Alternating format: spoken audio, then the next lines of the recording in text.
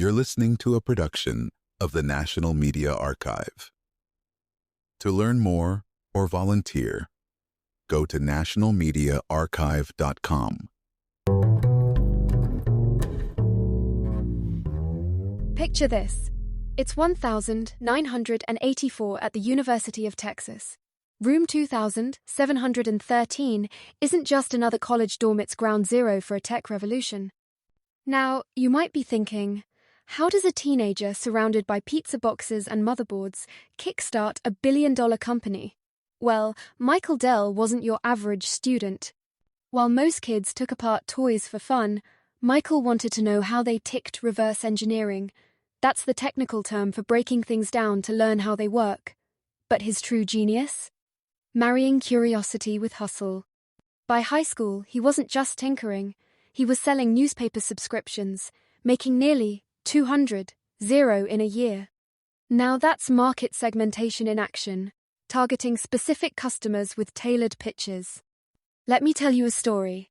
Michael looked at the computer market, then dominated by IBM, and saw a glaring inefficiency: high prices, rigid specs, and middlemen driving up costs. He asked himself, why can't customers get exactly what they want at a fair price? That spark set the stage for a business model that would upend the industry. So, with just 1-0, Michael launched PCs Limited from his dorm, setting in motion a chain reaction that would forever change how we buy technology. Let's dive deeper. Imagine you want a computer that's perfect for gaming, or maybe for video editing. Back then, you couldn't just walk into a store and ask for more memory or a faster processor. Pre-built computers were like off-the-rack suits clothes, but rarely a perfect fit. Michael Dell's solution? The direct-to-consumer model. Instead of selling through retailers, also known as the channel, he sold directly to customers. No middlemen, no markup. This approach, called disintermediation, let Dell control the entire customer experience and offer customized configurations. Need more RAM? Faster CPU? Dell could build it to order. Now, you might be asking, wasn't that risky? Absolutely. But by handling sales, assembly, and delivery himself, Michael could react faster to what customers actually wanted. The result? Word spread like wildfire, and soon, orders flooded in not just from campus, but across Austin. The age of one-size-fits-all PCs was over. Okay, let's talk money. How do you build computers with barely any cash? Michael Dell's answer was audacious. Ask for payment up front, use that money to buy parts, build the computer, and repeat. That's called bootstrapping, growing a business with minimal external funding. But imagine the risk. If he failed to deliver, trust would evaporate overnight. That's the conflict. Limited cash versus growing demand. The resolution? Relentless reliability. Michael became a one-man assembly line, handling sales calls by day and building computers by night. Multitasking became his superpower. And sleep? Well, that was a luxury. Now you might be thinking, wasn't that exhausting? Absolutely. But the reward was motivation enough, and each satisfied customer became a brand ambassador. This risky, trust-based model fueled exponential growth, proving that sometimes breaking the rules is the only way to win. Let's fast forward. As orders piled up, Michael faced a new challenge, scaling from a dorm operation to a legitimate business. He registered PCs Limited and moved production from his cramped dorm to a small office. But growth brought surprises. One day, a surge in orders left them short of metal casings, the protective shells for their computers. What would you do? Wait for a supplier and risk delays, or improvise? Here's where ingenuity took center stage. Michael and his team scrubbed his bathtub, then used it to shape sheet metal into makeshift cases. Resourcefulness at its finest, what engineers call creative problem-solving.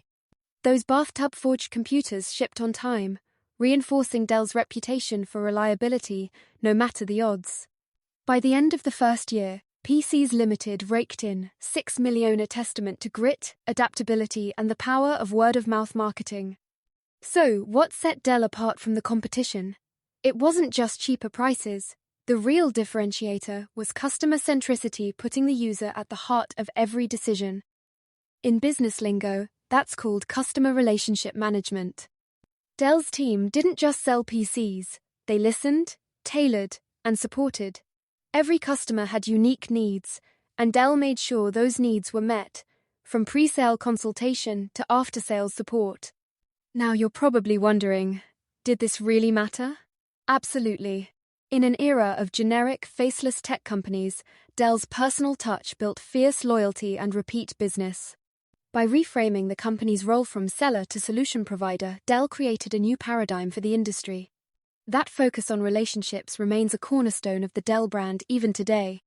Let's talk manufacturing. Michael Dell was inspired by Japanese automakers think Toyota and their lean manufacturing. Instead of stockpiling inventory, Dell adopted just-in-time, JIT production. Components arrived only as needed and were assembled into customized PCs. The technical terms here are inventory management and operational efficiency. By reducing warehouse costs and waste, Dell could deliver fresher technology at lower prices. Imagine the agility. If a new processor hit the market, Dell could switch instantly, no outdated stock-gathering dust. Now, you might wonder, did competitors do this too? Most were weighed down by massive warehouses and slow change. Dell's nimble approach let them leapfrog the giants. It set a new industry standard, and lean operations became Dell's secret weapon in the race for market share. June 1988, Dell Computer Corporation hits Nasdaq. The IPO, or initial public offering, was priced at $8.5 a share. Demand? Off the charts. The stock nearly doubled in a day. Why does this matter? IPOs are more than just cash grabs. They bring public scrutiny, access to capital, and a whole new set of expectations. Suddenly, Michael Dell wasn't just the dorm room rebel, was one of the youngest Fortune 500 CEOs. But with growth came pressure. Shareholders demanded quarterly results. The freewheeling startup spirit had to evolve into disciplined, scalable leadership, a classic founder's dilemma. Now, you might ask, how does a 23-year-old handle Wall Street? With a mix of bold vision and willingness to adapt. The IPO was a rocket booster, fueling Dell's global expansion and cementing its status as a tech heavyweight. The world beckoned, but global growth brought new challenges. Here's a classic case. Dell's entry into Japan. Sales were strong, but returns skyrocketed. The cause? Not faulty hardware, but packaging. Japanese consumers expected beautifully presented products, not utilitarian brown boxes. That's what marketers call cultural localization. Michael Dell's response? Redesign packaging, translate pamphlets, and ensure every unboxing moment conveyed respect and value. Now you might be thinking, did it work? Remarkably, returns plummeted and Dell's reputation soared. This lesson, global success isn't about imposing your way, it's about listening and adapting to local needs. Dell learned that firsthand. By the early 2000s, Dell was a juggernaut, but the dot-com bubble burst, recession loomed, and PC sales slowed. Dell's relentless focus on efficiency bred complacency. Rivals like HP and Apple doubled down on design and innovation. The technical challenge? Avoiding product commoditization where goods become interchangeable and price is the only differentiator. Dell's stock slid, earnings missed, and customers demanded more than just function. The conflict: adapt or fall behind. Michael Dell's solution? Strategic overhaul. He shifted toward the enterprise sector, investing in IT services and business solutions, a move called diversification. The result? Dell transformed from a PC vendor to a full-spectrum tech partner, rediscovering its edge in a changing world. 2013, Michael Dell makes a radical move. He takes the company private with a $25 billion buyout. Now, you might ask, why step off the public stage? Public markets demand short-term results. Privately held companies can think long-term, what strategists call patient capital. Dell partnered with Silver Lake Partners to restructure, invest in R&D, and expand into cloud computing and cybersecurity. No more chasing quarterly earnings at the expense of innovation.